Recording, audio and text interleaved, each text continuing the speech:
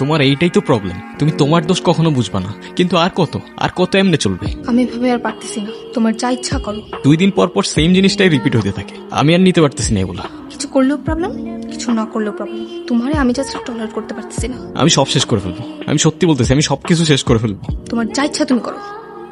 হ্যাঁ বলো। তোমার মনে হচ্ছে না আমি সিরিয়াস, তাই না? আমার কিছু মনে হচ্ছে না রিজন, আমি জাস্ট টলারেট করতে পারতেছি না। এখন তো আমার আর টলারেট করতে পারবাও না। তোমার কথাগুলো না আমার আর জাস্ট সহ্য হচ্ছে না। এখন সহ্য করতে পারবা না আরশি, কিন্তু যখন থাকবো না তখন বুঝবা। অনেক তো হয়েছে নির্জন, এসব আর কতবার বলবা? তোমার বিশ্বাস হচ্ছে না তাই না? আমার বিশ্বাস করে কি যায় আসে? আরশি, আমি সব শেষ করে ফেলবো, আমি সত্যি বলতেছি, আমি সবকিছু শেষ করে ফেলবো। অনেক তো হইলো, এক ড্রামা আর কতবার করবা? তুমি কি করবা আমার জানা আছে। তোমার এই সিচুয়েশনও মনে হইতেছে আমি ড্রামা করতেছি। তোমার বিশ্বাস হচ্ছে না তাই না? কথা দিচ্ছি, আজকের পর থেকে তুমি আমার জন্য সারা জীবন কাঁদবা।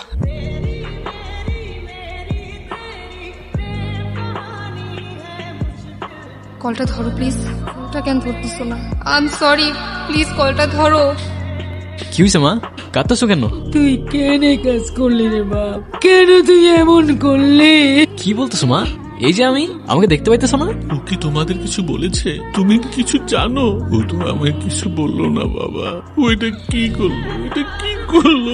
ও তো খুব ভালো একটা ছেলে, আর আমরা তো কখনো ভাবতেও পারি নাই ও এমন একটা কাজ করবে। আর আমি বুঝতেছি না তোমরা কেউ আমার কথার উত্তর কেন দিতেছো না।